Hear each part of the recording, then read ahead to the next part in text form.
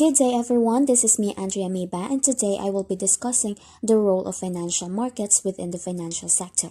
The financial sector is composed of two important segments, financial markets and institutions. Financial markets perform a vital function in the operation of the overall financial system.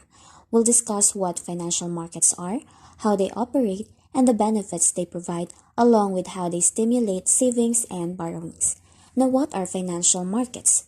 Financial markets are essential platforms where individuals and firms with surplus funds, meaning their income exceeds their expenses, can invest their extra money. On the other hand, those whose expenses exceed their income seek reliable sources to borrow funds. In simpler terms, financial markets are where borrowers and lenders meet. They provide a permanent venue for these transactions, facilitating the creation and trading of financial instruments, also known as securities. Figure 4.1 shows an illustration of how funds and securities are channeled to and from the SSUs and DSUs in the financial markets. DSUs or deficit spending units are individuals, companies, or government entities that spend more money than they currently have. In other words, their expenditures exceed their income, so they need to borrow money to cover the shortfall. SSUs or surplus spending units are individuals, companies, or entities that have more income than they currently need to spend. They have surplus funds that they want to invest or lend out to earn a return. Moving on to the benefits of financial markets. The operation of financial markets offer advantages which covers the following. First, funds are directed to DSUs that can use them most efficiently. So financial markets, just like any market, operate in the demand and supply of funds. DSUs that can borrow funds in the most productive manner can afford to pay higher interest rates. Because of this, they have an edge in the bidding for loanable funds. Higher interest rates will then motivate savers to save more, so they will have more funds for lending. Second, liquidity is provided to savers. So an additional benefit provided by financial markets is liquidity. In the absence of financial markets, savers would have to lend directly to borrowers and wait until the loan matures to get their money back.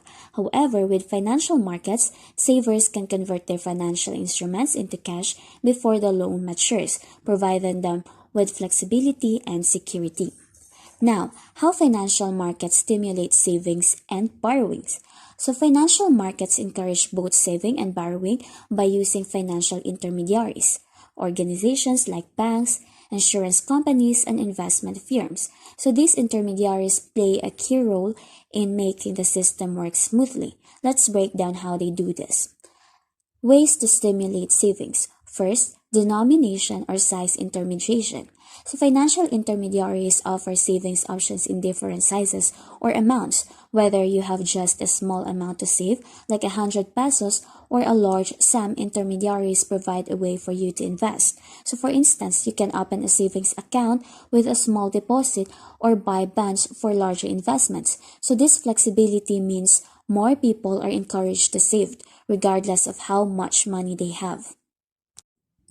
Second, maturity intermediation. Savers often worry about how long their money will be tied up in an investment. Some people might want to invest for just a short time, while others are okay with a long-term commitment. So financial intermediaries offer a wide range of investment options with different maturity dates, from a few days to several years, or even indefinitely, as with stocks. This allows savers to choose investments that match their time frames, making saving more appealing. Third, credit risk intermediation. So when you invest directly, it can be hard to know if the borrower is trustworthy. Financial intermediaries take on the challenge by assessing the creditworthiness of borrowers before they offer loans or securities. They pull funds from many savers and invest in a diversified range of borrowers, spreading the risk. This way, even if a few investments don't work out, the overall risk to savers is minimized, making them more confident about saving. Fourth, interest rate sensitivity intermediation. Interest rates in the market can fluctuate, and some savers might be nervous about how these changes will affect their investments. Financial intermediaries offer a variety of securities with different levels of sensitivity to interest rate changes. So this allows savers to choose investments that match their risk tolerance, making them more comfortable with saving. Fifth, foreign currency intermediation. Sometimes savers want to invest in foreign markets, but they worry about the changes in currency values. Financial intermediaries help by taking on this currency risk. They buy foreign denominated securities and issue local currency securities to savers. This way, savers can invest in international markets without worrying about currency fluctuations, encouraging more people to save. And lastly, higher net interest rates. If savers tried to find borrowers on their own, they would incur high costs in searching for the right opportunity and managing the investment. Financial intermediaries reduce this cost by pooling resources and offering ready-made investment opportunities. As a result, savers can earn higher net interest rates, making saving more profitable. Ways to stimulate borrowing. First, denomination or size intermediation. Borrowers often need specific amounts of money that may not match what a single saver can provide. So financial intermediaries solve by pooling funds from many savers and offering loans in a variety of sizes. This makes it easier for borrowers to get exactly the amount they need, whether it's a small personal loan or a large business loan. Second, maturity intermediation. So just as savers have preferences for how long they invest, borrowers have preferences for how long they need to repay a loan. So finding a direct lender who matches this need can be difficult. So financial intermediaries offer loans with various maturities, allowing borrowers to get loans that fit their repayment schedules. Third, interest rate sensitivity intermediation. So some borrowers are concerned about the risk of rising interest rates. Financial intermediaries offer loans with different interest rate structures such as fixed rates or variable rates that change at specified intervals. So this flexibility allows borrowers to choose a loan that fits their risk tolerance, making borrowing more attractive. Fourth, foreign currency intermediation. Borrowing in a foreign currency can be challenging due to exchange rate risk. Financial intermediaries make this easier by offering loans in foreign currencies or by taking on the currency risk themselves. For example, if the government wants to borrow in yen to fund a project, financial intermediaries can manage the currency risk, making it feasible. Fifth, lower net internet costs. So borrowers also face costs in finding and negotiating with lenders. Financial intermediaries simplify this process by offering readily available loans with competitive terms. By reducing this search and transaction costs, intermediaries help borrowers obtain lower overall interest rates, making borrowing less expensive. And lastly, number 6, information and assistance services.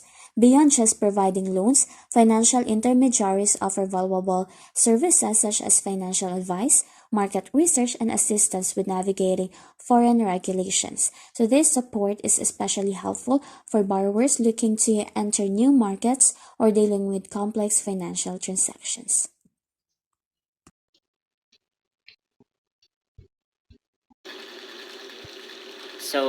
Financial market can be classified into several types based on their functions and characteristics. So, here are the main types of financial markets. So, first, we have a primary market. So, this is where new securities are issued and sold to the public for the first time. So, example, include initial public offering or IPOs. The government bond issues. So another example is a company called ABC Incorporated that wants to raise capital by issuing stocks, and they will do this by conducting an initial public offering or IPOs. So in the primary market, where they would sell the stocks in the public market or in the public for the first time. So second is the secondary market. So this is where existing securities are bought and sold. It is also known as a stocks markets and includes exchanges like the New York Stock Exchanges or the NYC, SE, and the Nasdaq.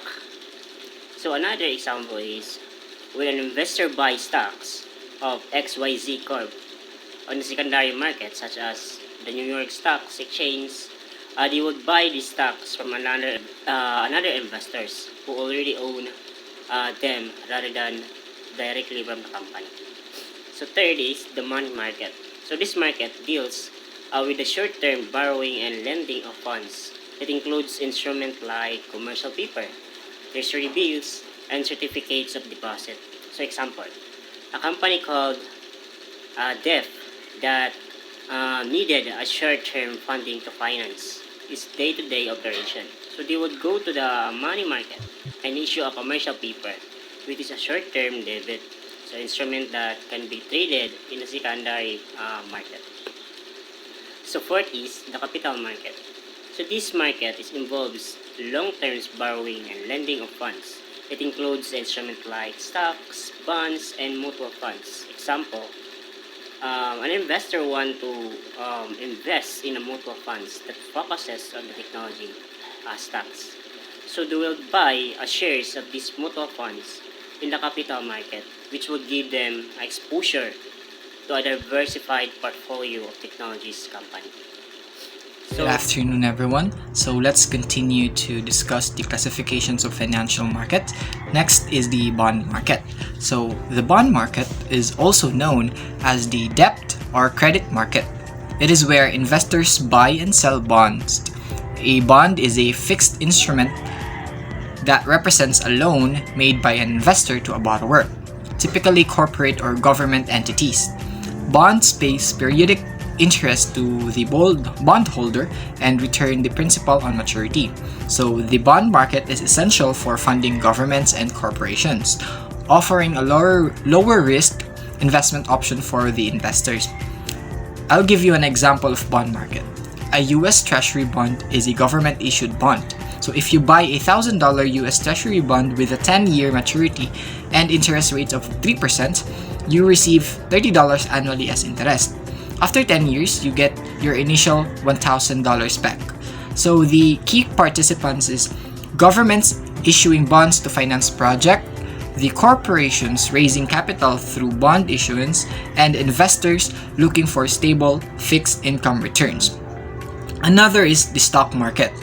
The stock market is where shares of publicly traded companies are bought and sold. When you buy a stock, you own a portions of that company. So investors trade stocks hoping to profit from stock price appreciation, dividends, or both. The stock market has two components: the organized exchange and the less formal over-the-counter markets. So first is the organized exchange. The organized exchange is a centralized formal marketplace where securities like stocks and bonds are traded.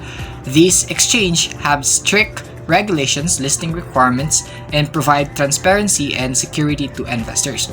Organized exchange typically have physical locations, though much of the trading is now done electronically. So next is the over-the-counter or the OTC markets. Over-the-counter markets are less formal and decentralized market where trading occurs directly between parties, so between brokers or dealers.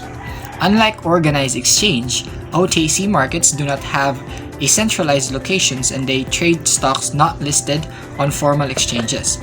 OTC trading often involves smaller companies or those that do not meet the listing requirements of major exchanges. So an example is the Apple Incorporation is a publicly traded company. If you buy a share of Apple stock, you become a part owner of the company. You may earn returns through dividends or by selling the stock at a higher price than you bought it. So the key participants is companies issuing shares to raise capital, investors buying and selling shares, stocks exchanges facilitating the transactions like NYSE or NASDAQ. Next up is the mortgage market.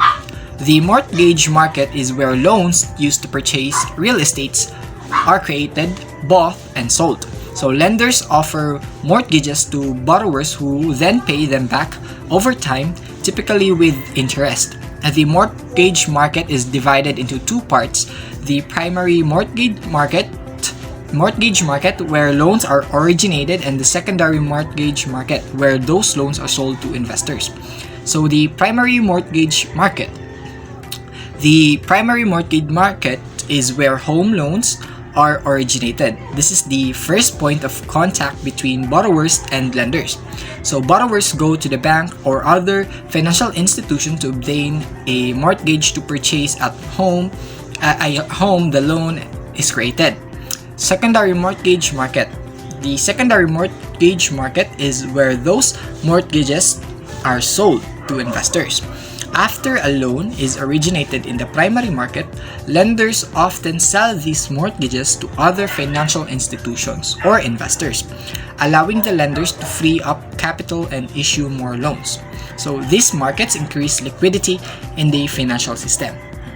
An example is a homeowner might take out a 30-year mortgages to buy a house.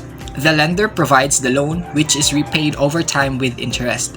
The lender may then sell these mortgages in an investment entity like Fannie Mae or Freddie Mac, which pools it with others to sell to investors. So the key participants of a mortgage market is home buyers seeking loans, banks and financial institutions issuing mortgages, and entities in the secondary mortgages market like the Freddie Mac and the Fannie Mae.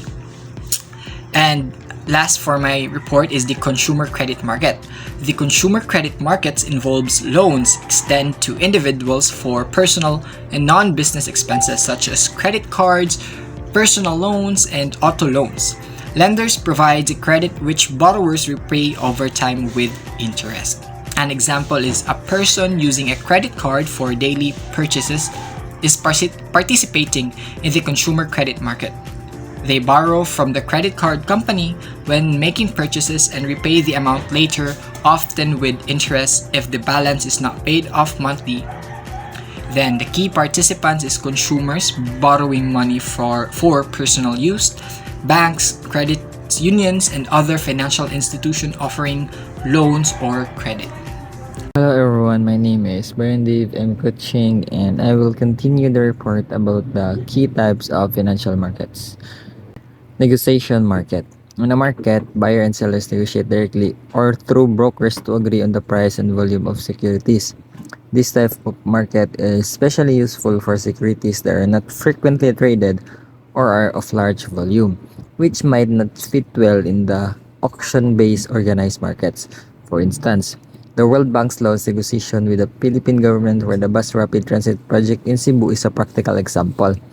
The flexibility of negotiations market allows for adjustments in prices and volume, making it easier to find a match. One of the main benefits of a negotiation market is its flexibility.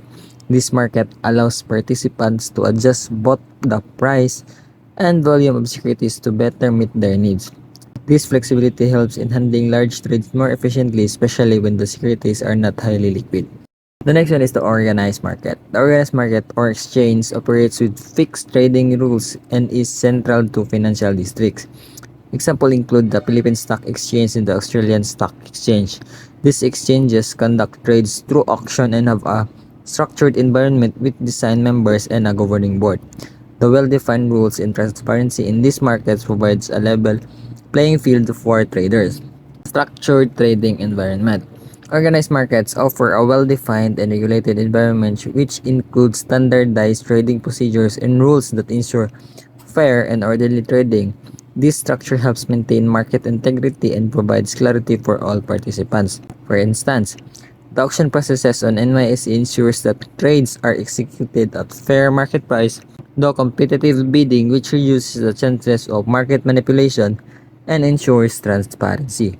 Over-the-counter market or OTC. The OTC market is a decentralized market where securities not listed on exchanges are traded. It involves brokers and dealers connected electronically.